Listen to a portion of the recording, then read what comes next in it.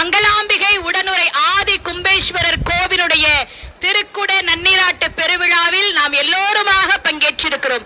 மண்ணில் நல்ல வண்ணம் வாழலாம் வைகளும், எண்ணில் நல்ல கதிக்கு யாதுமோர் குறைவில்லை,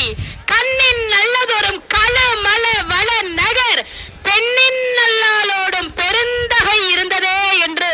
ஞானசம்பந்த பெருமான் பாடினாரே. அந்த பெண்ணின் நல்லாளாகிய மங்களாம்பிகையோடு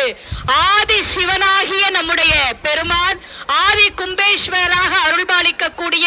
இந்த திருக்குட மூக்கு எனப்படுகிற கும்பகோண திருத்தலத்தினுடைய